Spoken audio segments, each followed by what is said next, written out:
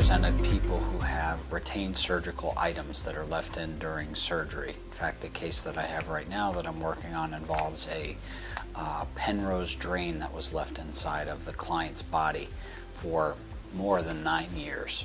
And so what happens in these cases with surgical instruments that are left behind during a surgery, which can include anything like a surgical towel, sponges, clamps, even some of the surgical instruments that they use like a scalpel, forceps, something like that. If any of those items, including even a staple, is left inside the body during a surgery, what happens is the body reacts to it. And so the body will usually, first of all, indicate through pain that something has been left behind.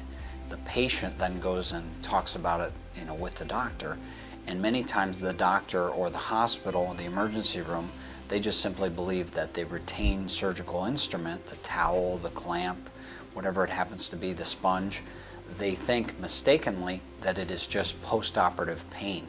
And that's the problem. The client actually has a device that needs to be removed right away, and instead of doing that, it's left behind for a long time in many cases because, again, the doctor thinks that it's just post-operative pain and part of the recovery process. But what can happen in these cases is if the device, no matter what it is, if it's a clamp, if it's a towel, a sponge, it doesn't matter. If it's not removed, then what happens is the client will develop long-term infection problems.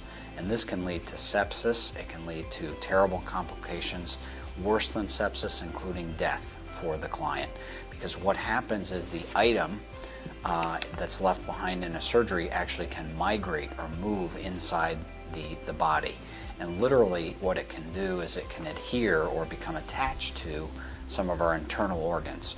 We've seen cases where a piece of a surgical towel has become wrapped around the bladder, or a sponge has become wrapped into the intestines just because over time it's not moving, or it's just moving very slowly, and so the organ will actually take it up and capture it and encapsulate it so that it stays in the person's body. These cases involving retained surgical items are very serious for the clients because it often is a very involved surgery to remove the item that was left behind, and if it's adhered to one of their internal organs, sometimes unfortunately that can mean removing part of that organ too. So these are very serious cases.